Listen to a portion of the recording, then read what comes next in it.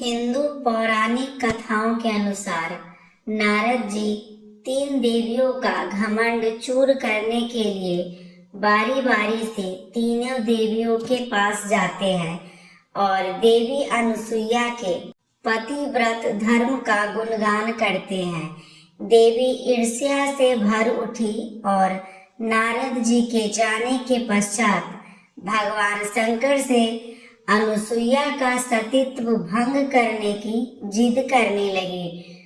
सर्वप्रथम नारद जी पार्वती जी के पास पहुंचे और अत्रि ऋषि की पत्नी देवी अनुसुईया की पतिव्रत धर्म का गुणगान करने लगे। देवियों को सती अनुसुईया की प्रशंसा सुनना कतई भी रास नहीं आया। घमंड के कारण वह जलने भूलने लगी।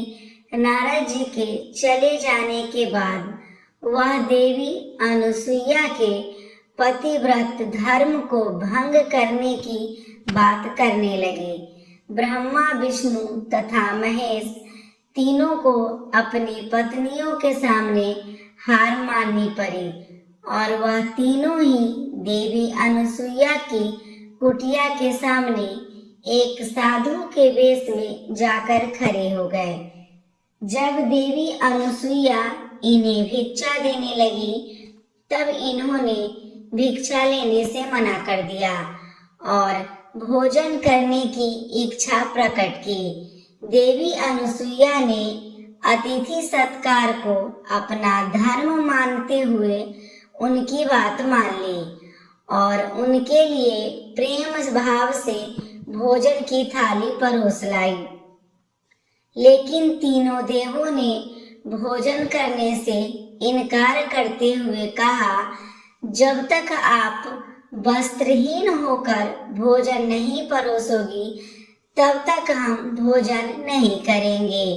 देवी अनुसुईया यह सुनते ही पहले तो स्तब्ध रह गई और गुस्से से भर उठी, लेकिन अपने पतिव्रत धर्म के बल पर उन्होंने तीनों की मनसा जान ली। उसके बाद देवी ने ऋषि अत्रि के चरणों का जल तीनों देवों पर छिड़क दिया। जल छिड़कते ही तीनों ने बाल रूप धारण कर लिया।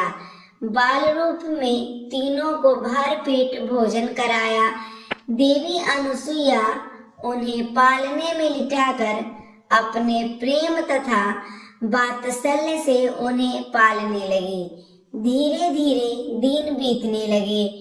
जब काफी दिन बीतने पर भी ब्रह्मा, विष्णु तथा महेश घर नहीं लौटे तब तीनों देवियों को अपने पतियों की चिंता सताने लगी। देवियों को अपनी भूल पर पछतावा होने लगा। वह तीनों ही माता अनुसुईया से क्षमा मांगने लगी। तीनों ने उनके पतिव्रत धर्म के सक्षम अपना सिर झुकाया। माता अनुसुईया ने कहा कि हम तीनों ने मेरा दूध पिया है, इसलिए इन्हें बाल रूप में ही रहना होगा। यह सुनकर तीनों देवों ने अपने अपने अंश को मिलाकर एक नया अंश पैदा किया। इनका नाम दत्तात्रेय रखा गया। इनके 3 सर तथा 6 हाथ बने।